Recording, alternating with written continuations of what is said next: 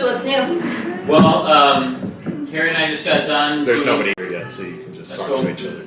Carrie and I just got done tasting the 2018 Napa Valley Cabernet with Sean Crowley, our national sales manager. Tastes awesome. Mm-hmm. So we just did a little video promo for that, a little taste through of that wine for our wholesale partners, all our restaurateurs and wine shops and wholesale partners that are so important to delivering wines like White Label. Yeah. It's a total ecosystem. So without the stability of the bigger world out there, we don't get to have the bandwidth to make little special gems. So Tom's adjusting the volume on Alabama Shakes. He's just turned it off actually. Well, he just turned off the amplifier, but he left the record spinning. So we're gonna stop the record. Drop the mic. Drop the needle. Anyways, Carrie had lined up some Alabama Shakes. Tom just thought it was way too much. Well, you guys were just chatting low with Alabama Shakes on. Nobody can hear you. Listen, I'm in charge around here. Are you in charge? I'm not. Go on. Just turn it back on. Anyways, this is what Karen and I are going to be talking about today is the Turnbull 2019 White Label, and it's a very special and ethereal wine that we've made twice, 2017 and 2019, and it's a really artful and interesting wine. So it's the third leg of our Sauvignon Blanc stool, if you will. And very important in such as it is. I guess how did White Label start? In the 2017 vintage, we started fermenting Sauvignon Blanc in the clam forest from the Manetti family in Ponzano, Italy. I think many of you have been out to the winery and have seen that forest. We ferment Sauvignon Blanc in them. It creates a ethereal white mountain flower aromatic. And then we added the concrete tanks, and those created creamy round mouthfeel. The Josephine is the embodiment of those two pieces, buttressed by a little bit of seasoned French oak, occasionally some acacia wood. And so that's the cream, if you will, that pulls together to make the Josephine. And in 2017, we have amazing consultants that work for us. David and Catherine DeSanti of the Eponymous DeSanti wines. They're magicians with the white wine, and they have, I think, elevated our Sauvignon Blanc craft. Really helped us focus on nuance and texture, layers, and focus. And so that's been fun to get to learn from them about the feeling of white wine and the why of white wine. And in 2017, as we were preparing to make the Josephine, David and Catherine really felt like there was a barrel that was extra special. And through tasting, I determined that removing the extra special barrel from the Josephine didn't have any impact on the Josephine. You can do that in a blending situation where you can set up like two glasses that have the extra special barrel in, one without. And if you can't tell the difference, if you mix the glasses up and you can't figure out which glass is which, then there's no relevance to having the extra special barrel in the mix. And so we bottled the 2017 White Label from the singular barrel.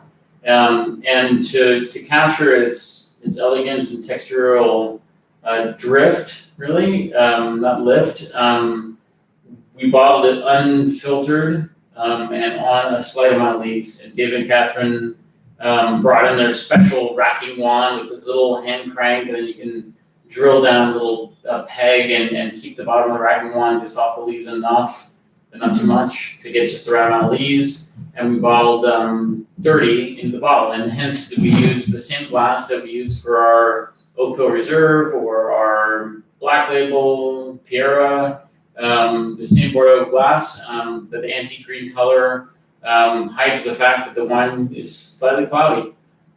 So I actually inverted these bottles before I opened them, so that we have that lees contact up in the glass. It's fine when it's in the glass; it doesn't look so shocking. But if you bottle the wine in a flint bottle or a clear glass bottle, and somebody has a cloudy bottle of white wine, it looks a little suspect. But it's that lees contact and the extended lees contact in the bottle that allows it to continue to develop. And so this is kind of fun. We get to see 2 years of lees aging in a bottle plus the new baby, the 2019. So we pulled the 17 and 19 white label just in case some of our members have the 17 but not the 19. So this will be kind of fun to go back in time a little bit and taste some really special wine that truly, I mean, we really don't get to taste very often. I mean, ever, but I think, what was it, 40 cases on the 19 and then around the same or like less for the 17? There was half, almost half. The 17, I think we did a singular barrel, and in 19, I felt like we had 2 barrels that were counterbalances to each other. There was one that had a little bit more blanched almonds and brioche notes, and one that was more about like fruit, length, and focus. And together they made the perfect foil to each other. So in 19, instead of taking half of each of those barrels to make a barrel, we made 2 barrels of white label. And the wine was released a few weeks ago, and thank you so much for the support on the wine. I think it's basically nearly sold out. It's basically nearly sold out. We technically did sell out. But I always like to tell members that if you did not get allocation of it, you can call and you can get a couple bottles. Okay. Thank you, Tom. Can they hear you, Tom? I hope so. We always pull it back because we don't want people to miss Mm-hmm. That's smart. I think that's very gracious. Yeah. So it's fun. So I guess the vibe of the wine. So we have the classic Oakville Sauvignon Blanc with screw cap that's out in the world. If you could go to a restaurant today, it'd be the one that the restaurant has by the glass. This is Turnbull Sauvignon Blanc Oakville. We have the Josephine that's more texture driven, more about layering and fat and tropical, and a little bit less interested in focus and acid lift than the one with screw cap. And then we've got white label, which really stands alone, a little bit like black label stands alone. So this is like the analog to black label. Yeah, I think it's good. The white label. And so really the way that the package evolved was the very last second we bottled the 2017 white label. And so it's kind of clever if you, as fans of our wines, the Fortuna Cabernet or the Leopoldina Cabernet or the Menace Cabernet has a 2-part white label and the bottom piece would like say the vineyard name. I literally hand unrolled like 600 labels. They come on a roll, and I peeled off the bottom layer on these and then rewound them with a perfect tension so that we could then apply them. But the labels were this idea of white label was actually designed behind the wine. Really, as it should be, is the wine should always come first, and the art of telling that story is something that reflects what the wine is. And so here we actually repurposed, found bottling parts, let's say, glass bottles from our Piera, the label set from the Fortuna Cab, peeling away. At the end of a bottling run, you'll have some leftover labels. And so these are labels from the previous year's run, and the back label is exactly the same as the Josephine. And so we've used the Josephine back labels to put it together. And then Mike Toscano, our journeyman lieutenant of the cellar, hand waxes every bottle. And he does a beautiful job with a slight slope of gold wax. And he takes a lot of pride in that, and spends several days after we've bottled the 40 cases to wax all the bottles. It truly is. I mean, it sounds cheesy and overused, but a passion project in a way. I mean, it's and I think it's really cool that we have that because a lot of times in a business it's always about the bottom line, but to be able to make a wine that just has to be shared with the world is really really special. Yeah, when the DeSantis saw this barrel in 2017, and they were like, no, you don't need it for Josephine. Josephine's fantastic and killer without it. And they were all about quality. They're silently working in the background at Turnbull to make sure that you are getting the best wine. They overlook the work I do to make sure that I'm doing everything I should do for you, and they're awesome at that. Smartest kids in the room, and they found this barrel that they really thought should be bottled their own as its own, and they convinced me, and I convinced our front of the house sales team about why the wine was special, and we did it, and it was a massive success. The 2017 white label, I think the 10 people that ever saw that wine, they were super happy because we have it in the glass right here. Yeah. And this is the last bottle for mine. yeah, it's the very last bottle that we have. Maybe one of you has it still. I think it's a wine that actually has a lot of age ahead of it. Absolutely. Yeah. Aromatically, it has this just crazy guava and passion fruit. It's just and there's this great toastiness to it. yeah, there's like it reminds me of like really fantastic champagne. It has that brioche and almondine kind of note, and it's very exciting aromatically, and it makes you start quelching, and even though so like quelching where your salivary glands pump is usually an artifact of like high perceived acidity, and here the perception is actually of like these like opulent rich fruits. Yeah. But they're so succulent that they make you want to drink the wine. Diamond. Yeah. And so that's fun.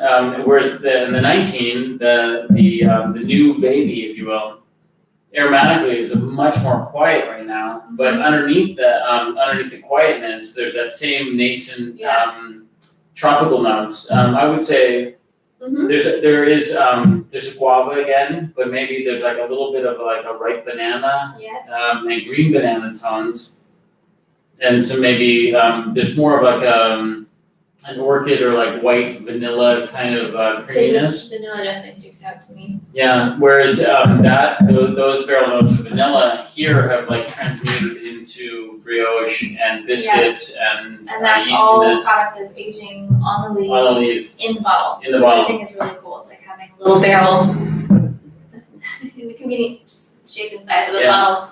And so 17, that tropical notes like draws you right in. It's rich, and can we turn them around? I can then see like show that. So the tropical notes draw you in on the 17, and then when you experience the wine, the width and smoothness of the wine is so exciting. It has like this really pleasing and coating but not cloying. There's restraint and excess at the same time. And that's kind of that juxtaposition of the yin and yang of like explosion of fruit fun or fruit power, and at the same time like tightening and focusing tension is what makes the wine dynamic and worthy.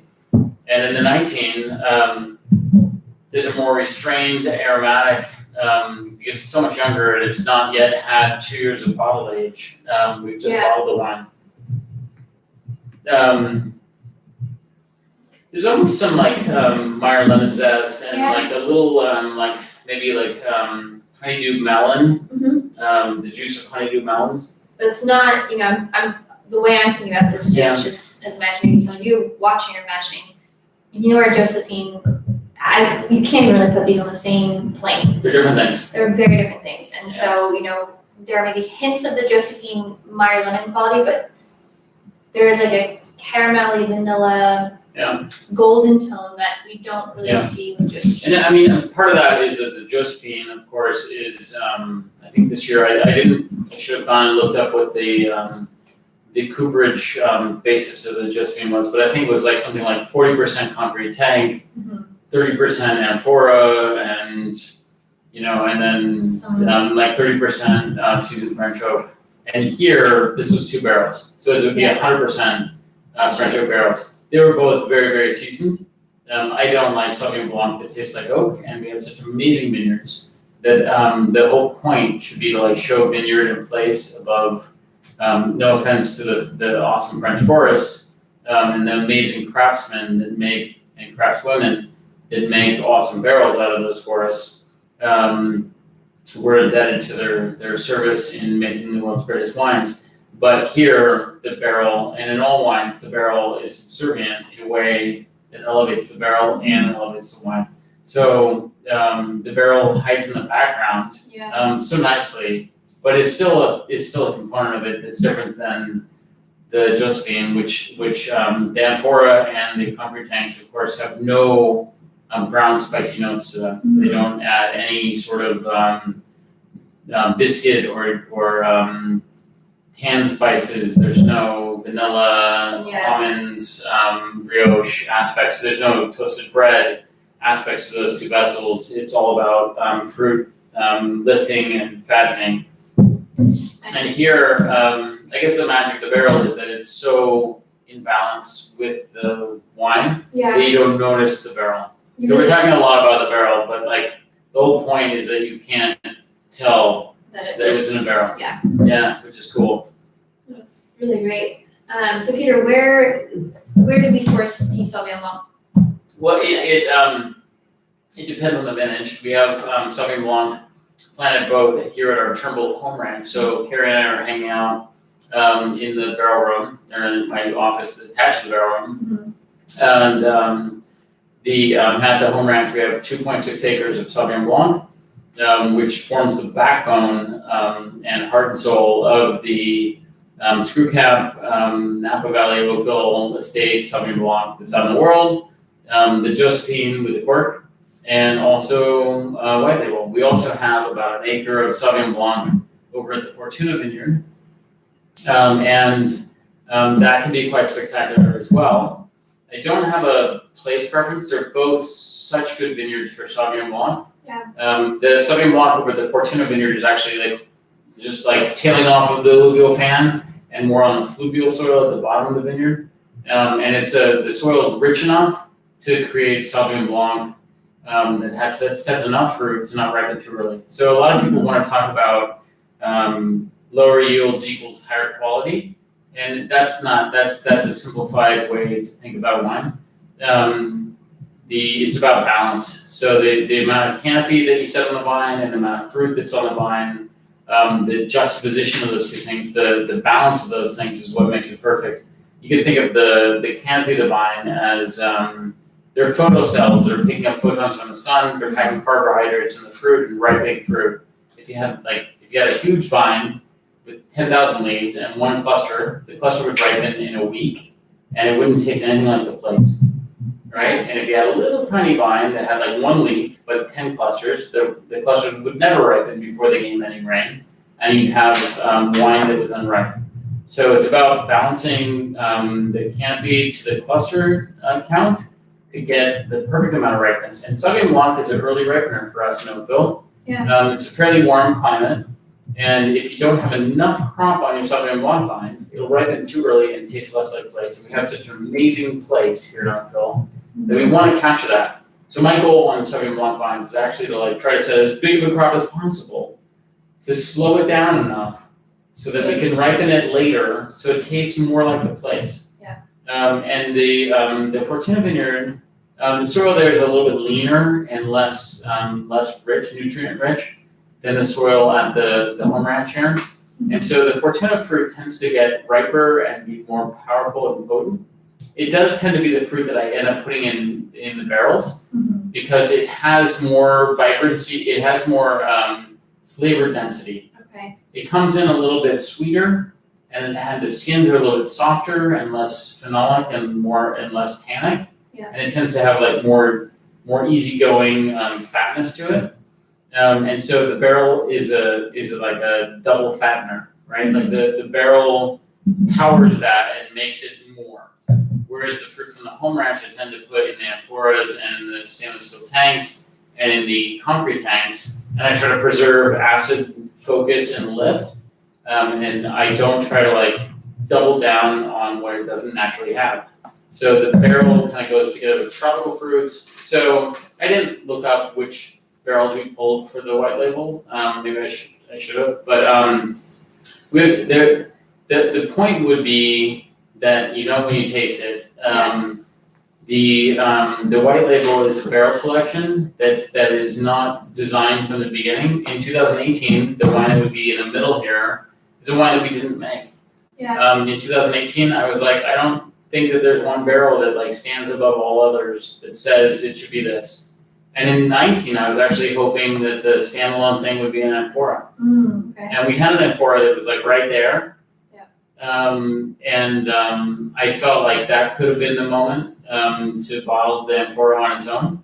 Okay. But the two barrels that we had, when I tasted them side by side or in duo trio, that whole idea of like 3 glasses, these two have the barrel combination and that has an amphora, and I mix them up and I keep going back to the same layer, and they kept being the barrels. And so in that process, you have to be transparent, honest with yourself. It's important that you don't know what you're tasting. Mm-hmm. If you know what you're tasting, you'll find what you think you want to find. Okay. Right? It's a little bit like, like dating somebody or you went to a movie and or a restaurant. You think you're going to have a great time. Sometimes expectations work against that experience, and sometimes expectations leads to the experience. Yes, yeah. So it's important to like, anytime you're tasting wine, like I buy wine, I wine travel, or did before COVID. And if you go somewhere and you're tasting wines, I think most of you have figured this out. When you come to Turnbull, you know when you taste it. There's no, like, you can taste the wines blind, and they win every time. And it's not because we're the nicest people.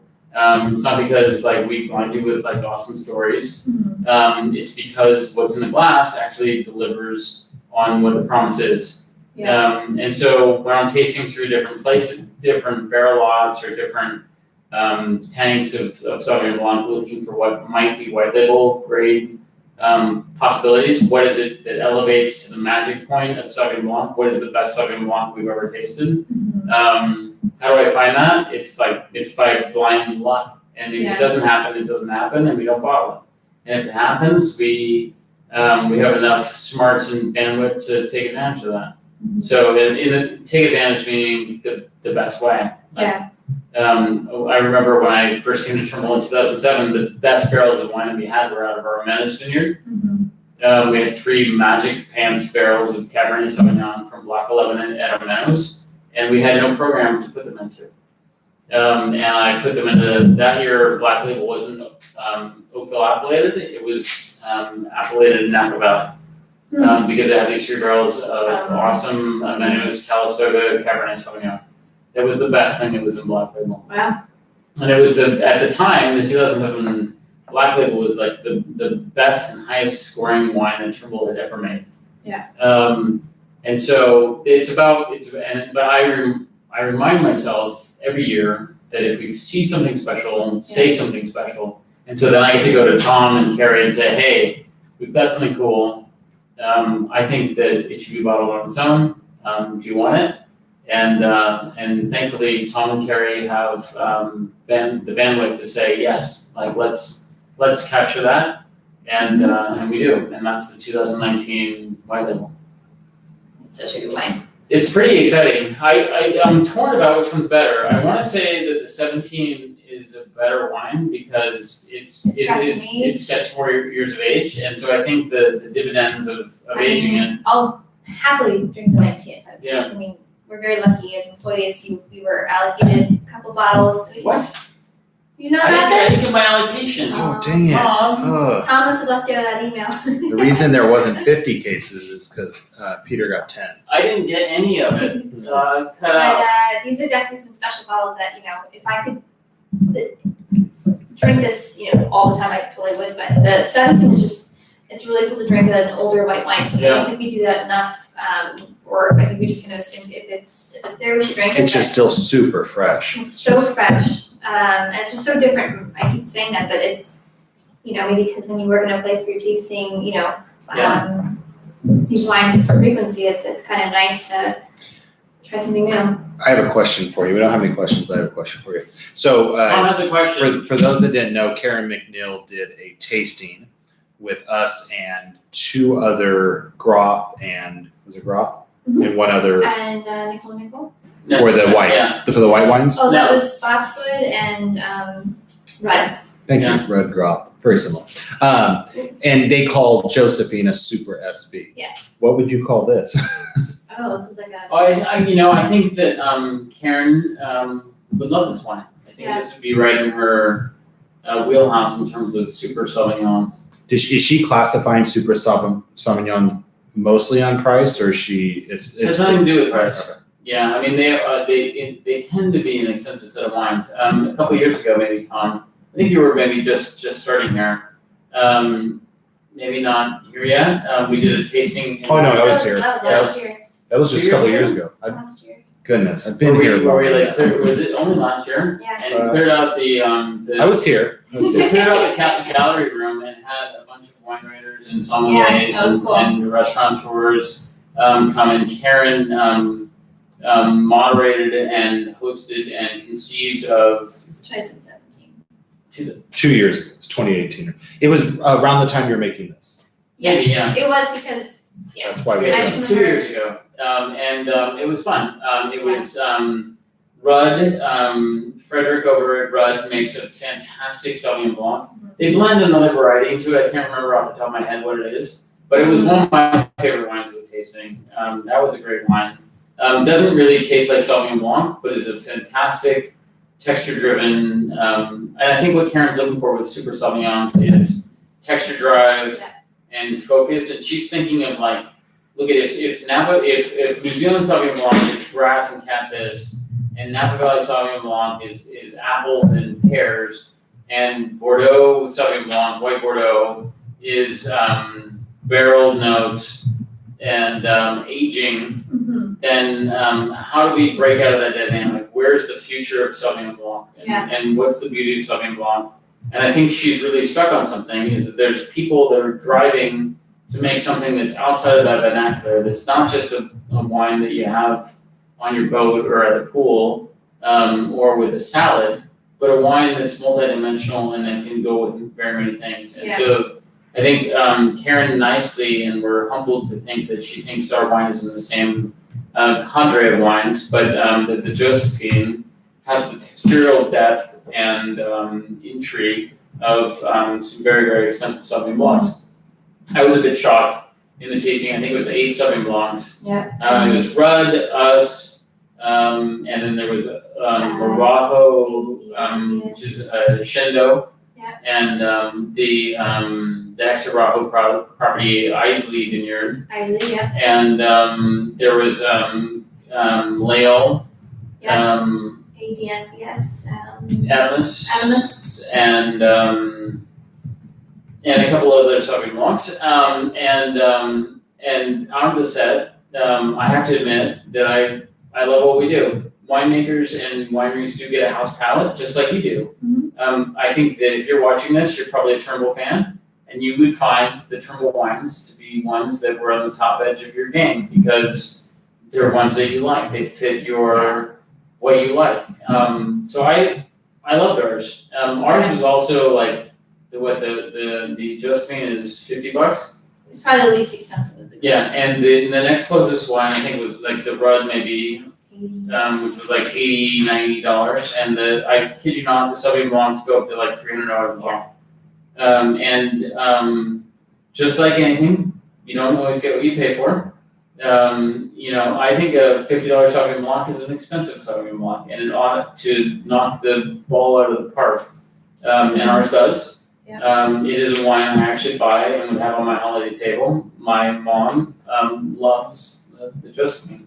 And I don't know that she's ever had white label. Hopefully she's not watching. Mother's Day passed, you didn't get it. Tom didn't give me an allocation, Mom, so I don't have a bottle for you, sorry. We've got 2 bottles of one to your mom. Really? If it's all not all gone. We'll see what we can do for you.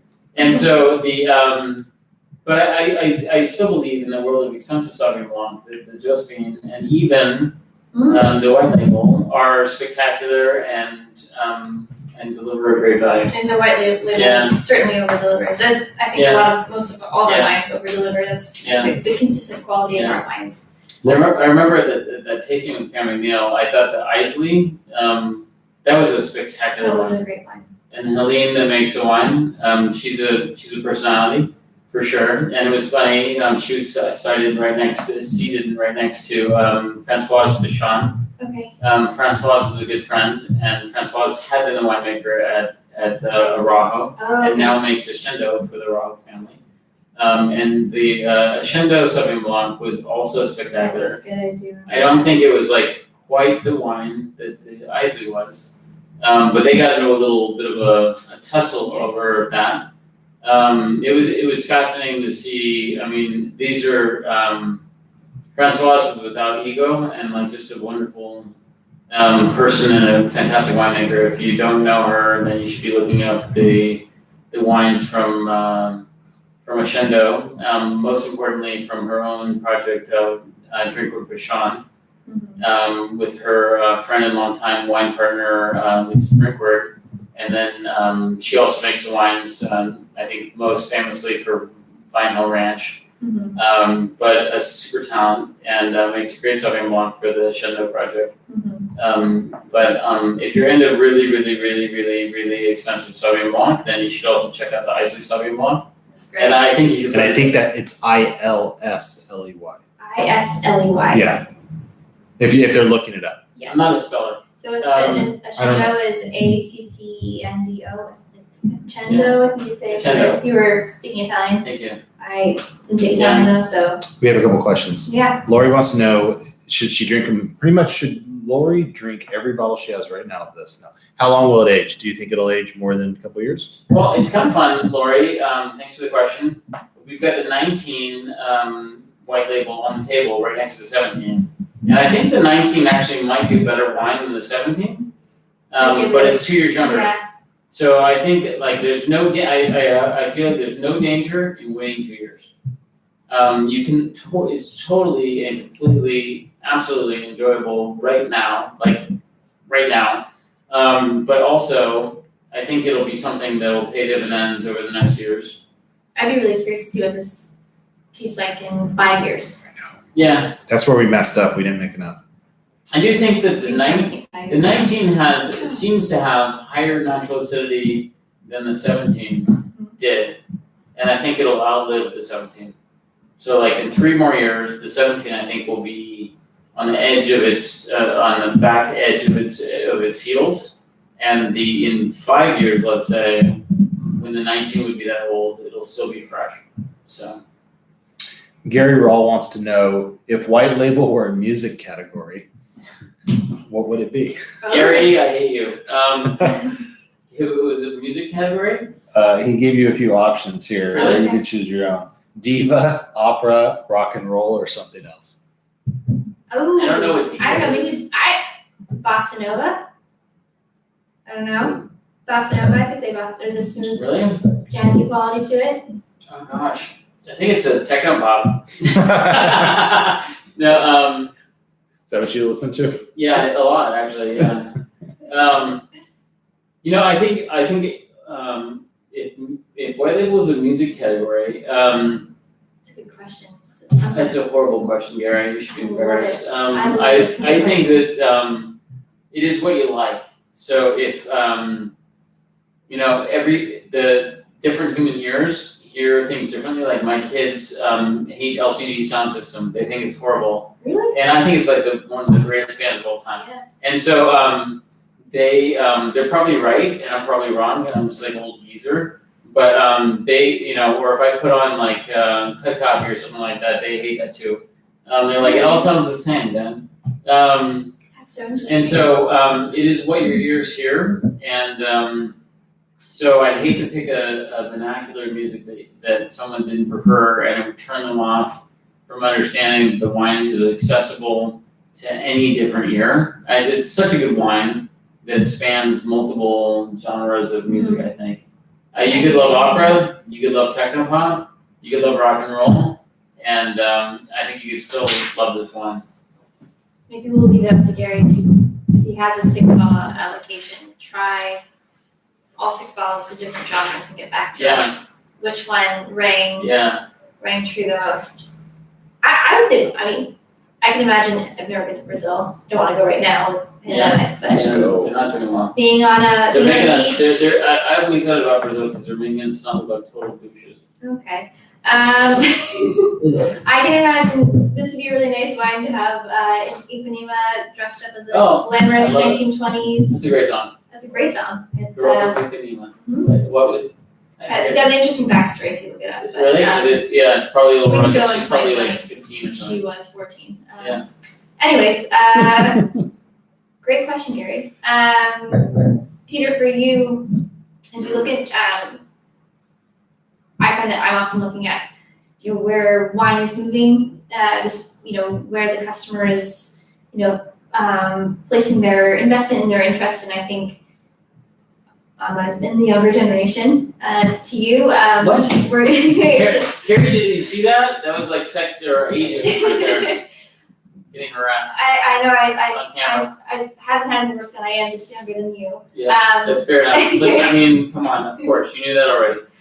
Anyways, the millennial generation is going toward more of the unfiltered, kind of different, I would say funky, that's kind of maybe old school to say, funky kind of wines.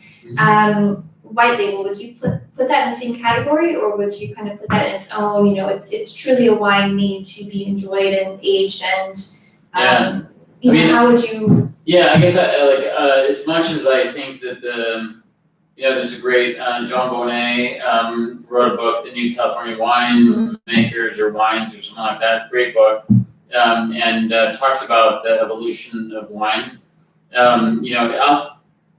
In America, and most of you are in America. If we think of wine and we have a good understanding of like Napa Valley equals Cabernet and power and density, and the rest of the world thinks that American wine equals sweet swill, for the most part. And so there's a whole, because there's either supermarket wine that's crap, or there's artful wines from Napa Valley or Paso Robles or Mendocino that have fruit power and density. And there's a new era of wine that really, it's not new. It's been going on for 100 years, but there's small farmers that make wine of place and time from actual fields. And Turnbull has been, we're not hipster new cool, millennial driven. We make wine about the place that we farm. Because that's what we do, not because it's a clever marketing scheme. And so white label both fits into like this quote new dynamic of wines that are of place and time and less encumbered by winemaking, as do all of our wines. This is our only wine outside of our port that I haven't filtered.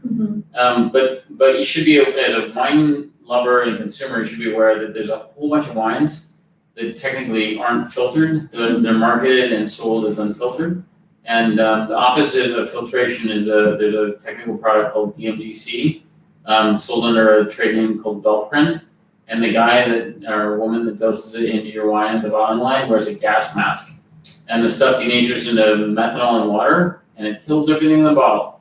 So you don't need to filter. So there's just a tremendous amount of wines that are marketed to hipster millennials as unfiltered and cool and hipster, and instead they use this technical product that keeps spoilage organisms from living in the wine. And so I'm a big believer in transparency. Obviously, no filter on what I think or say, and I think that the knowledge is power, and that as consumers, people should have all the information. There's lots of reasons to not filter wine, but if it leaves it at risk of spoiling in the future, then that's dangerous. This wine didn't go through malolactic filtration or malolactic fermentation. We didn't filter it, but I did sulfur the wine to keep it, and we did extensive rackings to get it into a place where I feel like it's safe for the next 10 years. So this wine should be like improving and being interesting and nutty, and we didn't use any sort of technical process to stabilize the wine. We used a lot of care and love, and we can do that at a scale of 40 cases. And our exposure to some lawsuit from somebody is low because we didn't make 20,000 cases of it. But there's a whole bunch of hipster cool wines that are marketed towards millennials and anybody that wants to buy a $25, $35 artful wine but they're making lots of that wine, and it's not really Very what technical. it's more of a technical wine. It's not really the story and the reality are very different. And this doesn't really have anything to do with that. In that it's just really good wine that we made with care and love, and we took a choice by bottling it unfiltered to allow it to evolve and change in time in the bottle, but we still gave care and love to it to make sure that they would do that in a safe way. And there are small producers that do cool, crazy stuff. If you're into that kind of stuff, you should check out Matthew Rourke's wines over at Forlorn Hope. I think that would, if you want to jump off the deep end and find wines that are made with passion and reality, they've done a great job recently supporting Black Lives Matter and social justice, and big fan of what they do, both emotionally and with their outreach. But I think that their wines actually represent that at its pinnacle. It does. Those wines are funky and weird, But but they are funky and weird on purpose and safe enough if you're into that kind of stuff. They're different than what we do at Turnbull. If you want to explore that world, I think that would be the place I would go. There's a whole bunch of technical wines that sell on that same mojo that aren't But at all I that. think the best thing to do is you try the Forlorn Hope wines yourself, and that sets a standard for. That taste at the Outlands Tasting Room in Napa downtown. It's at School Street. Maybe Franklin. I can't think of it exactly. I've never been to It's the on tasting room, the first street. but there would be a marked difference between what those wines taste like and what the Turnbull wines taste like. We both make wines of place and time, and we both use restraint in making our wines. They tend to let things run the wind a lot, and we tend to try to make wine that's going to be what we want it to be to a greater extent, but still letting it roll. So I think that would be the place to go for that edge of wine. There's a whole world of wine out there. We're just grateful that you find Turnbull to be one of the wines in your wine cabinet or in your glass tonight. And there's a lot of great wines out there. I think that this wine is one of the great wines of the world, and I want to thank you for checking it out, and thank the DeSantis, David and Catherine, for helping us find it in the sun. Do you have any questions, Tom? We don't have any right now.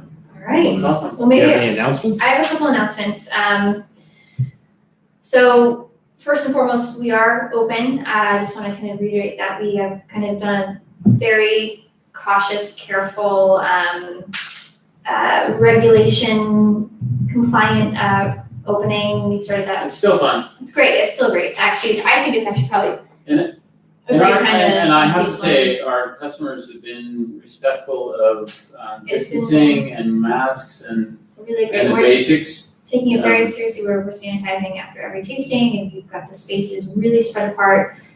So we are open. So if you would like to book a tasting with us, if you're feeling comfortable, especially if you're local and you are, in the area anyways, we'd love to have you.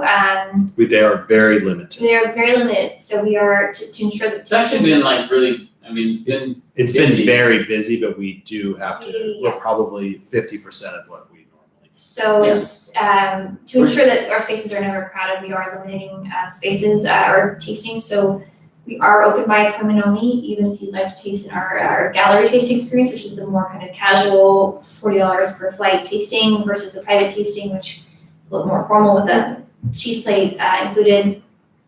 Everything's booked by appointment only, so either call us, you can find our phone number on our website, if you Google us, you'll find it there, or if you want to book a reservation with us, if you go to our website and go to our visit page, you can book your tasting with us on that page. And we just ask that you book your reservation because we just can't accept anyone who comes in. We have to make sure that we have the spaces available, the staff allocated to host you, and we just want to make it as safe as possible.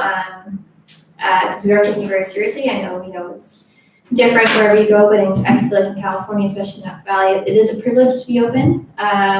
We want to stay we open. want to stay open, so we appreciate you working with us. And if you find that there's somewhat of a delay, and if you call us and getting back to you, we're just trying to kind of do the best we can to attend to each guest and attend to each phone call. We are a small, we say this a lot, we're a small team, we really are. Between office staff, Literally. front of house. Tom, Terry, and I, cellar, and the front of the house team hosting tastings. It's between front of Could be house, so. front of house, office, cellar, and then your team. It's probably under 35 people total. And if you make a reservation, you're less likely to have to put up with me on tasting. So we are open for tastings, and we appreciate everyone who's coming. It's been really nice to see some familiar faces and get back out there with the tastings. On another note, and for our members who are watching, and I'm sure most of you watching are members because this is a members only wine, because it's still limited production, you'll be getting a letter from us soon, but just for those who are watching, we are canceling our events for 2020. Surprise!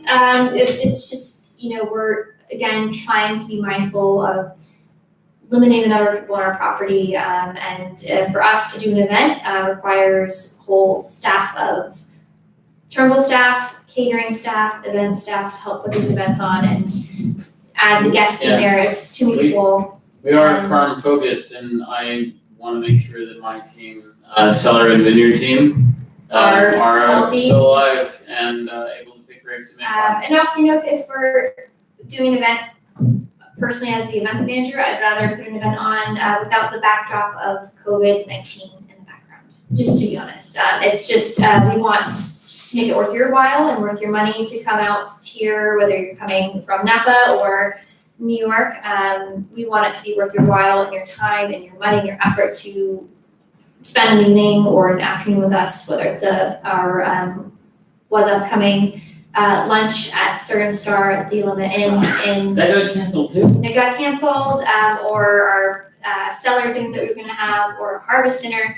We just want it to be safe, and we wanna be able to continue having tastings on our property in the interim before we kind of open back up for events. But we're working on ways to stay connected and be creative during this time. So you'll be hearing from us, as we kind of make our ideas concrete. What's the word? Executionable. I like that word. Is that a word? Yeah, I usually try to make them all words, but it's cool. Actionable. Maybe we do a virtual event. We're still kind of in the process of that, so we appreciate all of your support throughout this whole process of temporary closing the tasting room, kind of focusing on our virtual tastings, and then now kind of reopening. I think it's a weird time for every business, and we just appreciate everyone being so understanding. So that is kind of the big news on our end. Like I said, if you're a member and you're listening, you'll be getting a kind of more formal update from us in your inbox sometime maybe next week, as we kind of try to hash out some of the details of other things to look forward to in the coming months. So that is that. This kind of concludes our virtual tastings for a little bit. Peter is taking a much deserved little kind of vacation. Yay! And then when Peter comes back, it's harvest. It's full on harvest. Really, is that coming? It's coming, Peter. I'm sorry. Yeah? July's gonna fly right by. Every year we do it now. I can't believe that the Earth keeps going around the sun. Yes, life may have stopped, but harvest has not. So Okay. when harvest starts in August, Peter will be kind of boots on the ground, busy with that. I can strap the camera onto the top of my helmet. We could I absolutely do could that. see the crazy straps. That camera can go on your head. Yeah. We can tape it with some duct I tape. can be doing We can deep do it dives into the vineyard. Live morning on We'll have the headlamp, vineyards. Yeah, sure. the camera, dark. Hey, you That actually can do got it something. on recording now. I'm gonna hold you to it. Careful what you offer up. That'd be fun. You'll have to tune in at 4 in the morning. We all if you're on the East Coast, it's 7, so most Yeah, it's people still too early. Okay. Yeah. But so we will, we'd like to continue virtual tastings to some capacity, but we will kind of just keep you in the loop. Right now, we're really just focusing on reopening and kind of working out the kinks that come with now being open by appointment only. Yeah. And kind of requiring We have done some cool tastings with family groups. We've had some great fans and customers we'll send out a case of wine to their virtual family around the country, and then we'll do live tastings with them. So if you're into that sort of thing, send me an email. Yeah. Honestly, respond to any email you've received from us in the last few months, and it'll come to my inbox. Really? You get them all? Nice. I get a lot of them. And then we can do that. That would be fun. We've had a good time with those. We have. Those have been fun, and I think really for the time being, it's kind of shelter in place as we know it. Yeah. So I think make the most of the situation. That would be the best. So we thank you, everyone, for your support and your understanding. It's not trusting harvest is something we look forward to every year, especially as a staff, because it's really the one event that all of our staff get to work in. But we have to be cautious and make sure that we're doing the best for our own employees, their families, and for you and your communities as well. So with that, on a happier note, Peter, what are we listening to? We've got U2's Boy album, and this is going to be Out of Control, which this white label is out of control. So thank you everyone for tuning in for our last June virtual tasting. Enjoy your white label, and we hope to see you guys again soon, either virtually or on our property. In the meantime, enjoy your Turnbull, and thank you so much for watching.